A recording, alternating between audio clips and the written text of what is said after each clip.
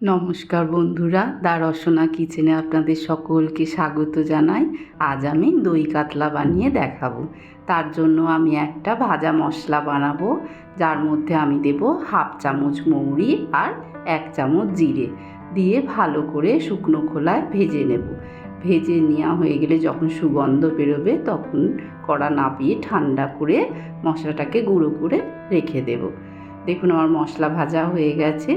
এবার আমি একটা কড়ায় 4 চামচ সাদা তেল নেব। সাদা তেল ব্যবহার করব।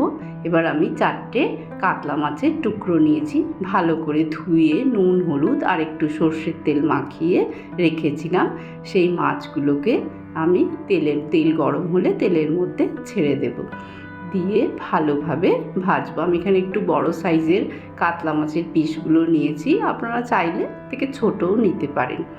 উলট পালট করে মাছগুলোকে খুব ভালো করে ভেজে নেব।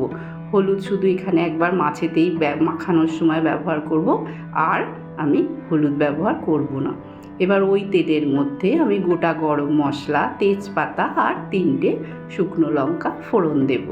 দিয়ে ভালো করে নাড়াচাড়া করে তার মধ্যে 1 কাপ পেঁয়াজ বাটা দিয়ে দেব। দিয়ে ভালো করে পেঁয়াজটাকে ভেজে কষিয়ে নেব। তার মধ্যে 1 চামচ আদা রসুন বাটাও দিয়ে দেব। দিয়ে মশলা পেঁয়াজ ভালো করে এইভাবে কষিয়ে নেব। এবার আমি এর মধ্যে একটু বেশি পরিমাণে কাজু বাদাম ভিজিয়ে রেখেছিলাম, বেটে পেস্ট করে দেব। দিয়ে গ্রেভিটা ভালোভাবে কষানো হয়ে গেলে তার মধ্যে 1 কাপ টক দই দিয়ে দেব। দিয়ে দেখুন গ্রেভিটা এইভাবে ঘন গ্রেভি হয়েছে। যখন এরম কষাতে দেখুন গ্রেভির গা দিয়ে তেল ছাড়ছে, তার মানে জানবেন আপনার গ্রেভিটা রেডি হয়ে গেছে। এবার আমি ওর মধ্যে দইয়ের বাটি ধোয়া জল দিয়ে দেব ঝোলের জন্য।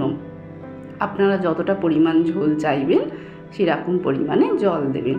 এবার আমি নুন দিয়ে দিলাম সামান্য, আর খুব সামান্য অল্প পরিমাণে একটু চিনি দিয়ে দেবো।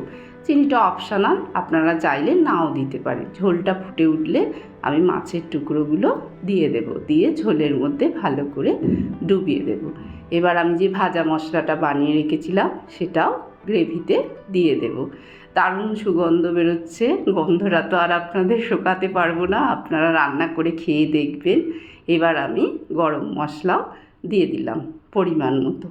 আমার দই কাতলা রেডি। এবার আমি সার্ভ করে দেবো। দেখুন কত সুন্দর দেখতে হয়েছে, খেতেও অসাধারণ হয়েছে। আমার ভিডিওটা যদি ভালো লাগে লাইক করবেন, সাবস্ক্রাইব করবেন আমার চ্যানেলটাকে, দিয়ে আমার পাশে থাকবেন। সকলে খুব ভালো থাকবেন। ধন্যবাদ।